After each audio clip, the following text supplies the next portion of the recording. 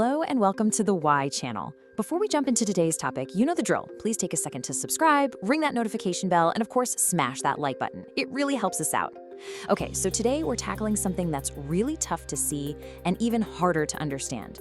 It's a scenario that plays out far too often, whether it's on a racetrack or a quiet farm. A horse breaks its leg and the decision is made to put it down. It's absolutely heartbreaking, and it always leaves us asking, why?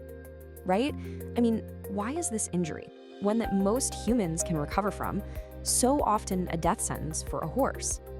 We break bones all the time. You get a cast, you spend a few weeks on crutches, and eventually you're pretty much back to normal.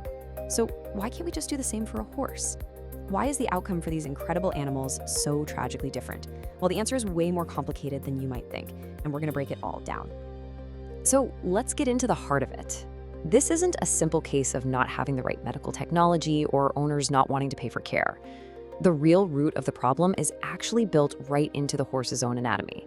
Their bodies are these evolutionary marvels, designed for incredible speed and power.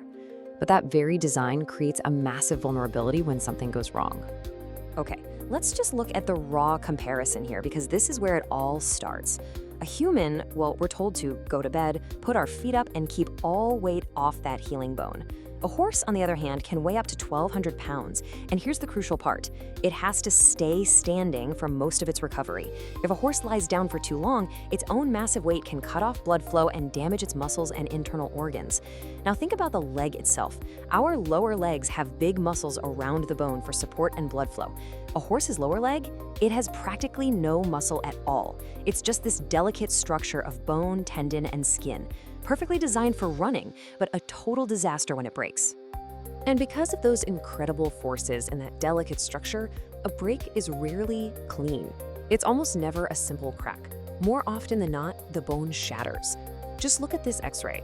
This is what's called a comminuted fracture, where the bone explodes into multiple fragments. Trying to piece that back together is like trying to solve a 3D jigsaw puzzle made of eggshells. It's incredibly difficult, and sometimes it's just plain impossible.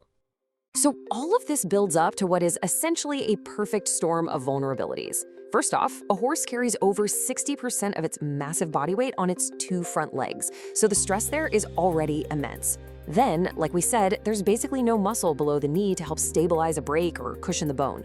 On top of that, the blood supply to that lower leg area is really poor, and you absolutely need good blood flow for healing. And because that skin is so thin and stretched tight over the bone, it's incredibly common for those sharp, shattered bone fragments to just punch right through the skin. That creates what's called an open fracture, and that's a direct route for dirt, bacteria, and catastrophic infection. And this leads us to probably the most misunderstood part of this whole situation. Here's the key takeaway. A lot of the time, it's not actually the broken bone itself that kills the horse. The break is just the first domino to fall. It sets off a deadly chain reaction of other complications that are even worse. And the number one villain in this story is a condition with a terrifying name: support limb laminitis. So imagine the horse can't put any weight on its injured leg. For weeks, maybe even months, its entire 1,200-pound body has to be supported by the opposite leg, that one single good leg. But that hoof was never, ever designed to take that much constant, unrelenting pressure 24/7. And that overload is what triggers this devastating condition. To really get why this is so catastrophic, you have to understand how a hoof works. Think of the connection between the hard outer hoof wall and the bone inside it. The best analogy is to imagine it's like a sheet of super strong biological Velcro. This tissue, called the laminae, is this intricate, interlocking system that suspends the entire bone structure of the leg safely inside that hoof capsule. It's what holds everything together. So here's the vicious cycle that begins the moment that leg breaks. The horse overloads its one good leg. That constant crushing pressure starts to squeeze the blood vessels inside the hoof shut, choking off the blood supply to those sensitive laminae. And without blood, that biological Velcro starts to die. The connection fails, the interlocking tissues literally come apart, and the coffin bone inside the hoof, under all that weight, begins to pull away and rotate downwards, or even sink completely. The pain from this is described as excruciating, and the damage is almost always permanent. This quote from veterinary experts really says it all. You can have the best surgeons in the world perform a perfect, technically successful repair on the broken bone, and you can still lose the horse. Why? because this secondary complication happening in the other leg is just so common and so devastating. It often becomes the final, unavoidable tragedy. And the prognosis is, it's just grim. Once support limb laminitis really takes hold, the mortality rate can be as high as 75%. That means 3 out of every 4 horses that develop it won't make it. So even if you win the race to fix the fracture, you often lose the war because the supporting hoof just catastrophically fails. And if all of that wasn't enough, there's one more huge, life-threatening hurdle, just waking the horse up from surgery. Think about it. When a person wakes up from anesthesia, we're calm, we're in a recovery room, we understand what happened. A horse, its powerful, hardwired flight instinct kicks in. As it's coming to, it can panic. It feels vulnerable and tries to scramble to its feet before it's stable. And in those few seconds of violent thrashing, a multi-hour, complex surgical repair with plates and screws can be instantly destroyed. The bone can re-shatter, sometimes even worse than it was before. So when you add up all of these immense, painful, and dangerous challenges, you can start to see why euthanasia is considered. And it's so important to understand that this decision is never, ever made lightly.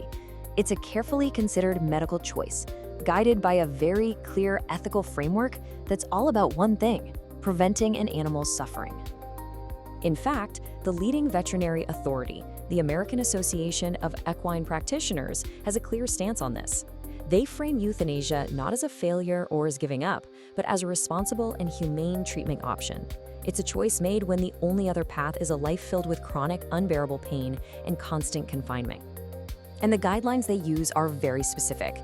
A veterinarian will recommend this path if the horse's pain simply can't be managed, if the condition is incurable, or if the prognosis for any kind of good quality of life is poor.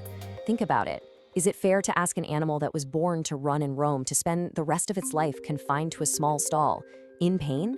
Sometimes the most compassionate act is to let them go peacefully. But this isn't all just a story of tragedy. Veterinary science is always pushing forward. There are glimmers of hope on the horizon, but they are measured against the very hard realities of a horse's biology. And the innovation happening right now is pretty incredible. Things that sound like science fiction are becoming reality.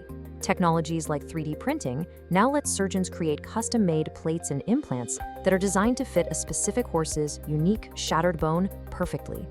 This is opening doors that were firmly shut just a decade ago. And every now and then, you hear about these miraculous stories, like Molly the pony. She had a catastrophic injury but managed to survive, and now lives with a prosthetic limb. It's amazing. But even her own vet is quick to say that these successes require a 1 in a million patient. You need a horse with the absolute perfect temperament, one that's tough but also compliant and willing to tolerate the long, painful recovery. For most big horses, the sheer physics and biological challenges are still just too much to overcome. So ultimately, it leaves us with this really profound question. It's the core dilemma of modern veterinary medicine.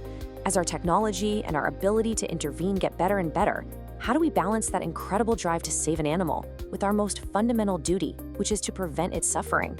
It's that constant, difficult balance between what is technically possible and what is truly humane. It's something to think about. Thank you so much for sticking with us through this deep dive. We really hope this helped explain a very complex and emotional topic.